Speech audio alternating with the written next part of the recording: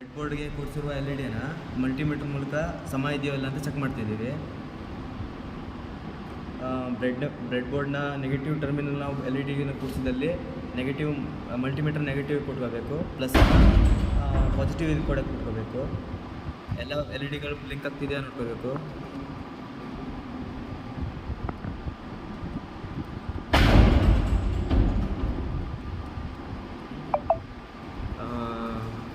ಆಮೇಲೆ ಇಲ್ಲಿಂದ ಬ್ರೆಡ್ ಬೋರ್ಡಿಂದ ಕನೆಕ್ಷನ್ ಕೊಟ್ಟಿರುವ ಪಾಸಿಟಿವ್ ಟರ್ಮಿನಲ್ಲಿಂದ ಜಂಪರ್ ವೈರ್ ಮೂಲಕ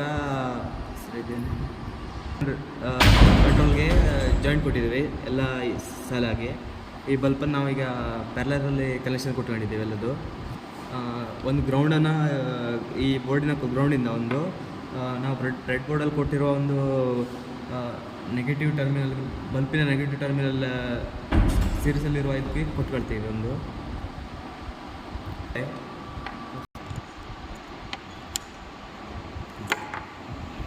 ಪವರ್ ಸಪ್ಲೈಗೆ ಒಂದು 5 ವೋಲ್ಟ್ ಅಡಾಪ್ಟರ್ ಯೂಸ್ ಮಾಡ್ತೀವಿ. ಇದನ್ನು ನಾವು ಲೈಟಿಂಗಿಗಾಗಿ ಅಥವಾ ಡೆಕೋರೇಷನ್ ಸಿಸ್ಟಮಿಗಾಗಿ ಯೂಸ್ ಮಾಡ್ಕೋಬೋದು. ಇದು ಯಾವ ಥರ ಪ್ರೋಗ್ರಾಮ್ ಕೊಟ್ಟಿರ್ತೀವೋ ಆ ಥರ ಬ್ಲಿಂಕ್ ಆಗುತ್ತೆ.